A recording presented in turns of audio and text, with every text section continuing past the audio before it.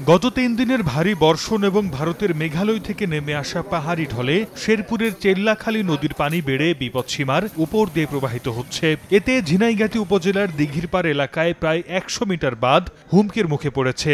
স্থানীয়রা জানান, গেল বছর একই এলাকায় বাঁধটি ভেঙে গেলেও সঠিকভাবে মেরামত হয়নি। এছাড়া বন্যা আতঙ্কে রয়েছেন ঝিনাইগাতী, নালিতাবাড়ী এবং শ্রীবর্দী উপজেলার নদী পাড়ের কয়েক লাখ মানুষ।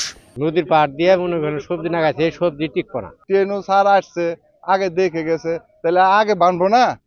এখন এই মুহূর্তে এটা বান্ধা সম্ভব। যে বাঁধটি রয়েছে সেটি একটু ভালনারেবল অবস্থায় রয়েছে, সেটি নিয়ে ইতিমধ্যে পানি উন্নয়ন বোর্ড কাজ করছে। আমরা আশা করছি খুব দ্রুতই সেটা সমাধান হয়ে যাবে। এদিকে পাহাড়ি ঢলে সিলেটের জাফলংয়ের 0 পয়েন্ট সাদা পাথর সহ আশপাশের কয়েকটি এলাকা প্লাবিত হয়েছে। এছাড়াও গোয়াইনঘাট, কোম্পানিগঞ্জ এবং কানাইঘাটে নদী তীরবর্তী এলাকা তলিয়ে গেছে। আগামী ২৪ ঘন্টায় মাঝারি থেকে ভারী বৃষ্টির পূর্বাভাস দিয়েছে স্থানীয় আবহাওয়া অফিস। সোমবার মধ্যরাত থেকে সকাল পর্যন্ত রংপুরে ১১৮.৪ মিলিমিটার বৃষ্টিপাত রেকর্ড করা হয়েছে। নগরীর বিভিন্ন অলিগলি তলিয়ে গেছে পানিতে। শিক্ষা প্রতিষ্ঠানে উঠেছে পানি। দুর্ভোগে পড়েছেন স্থানীয়রা।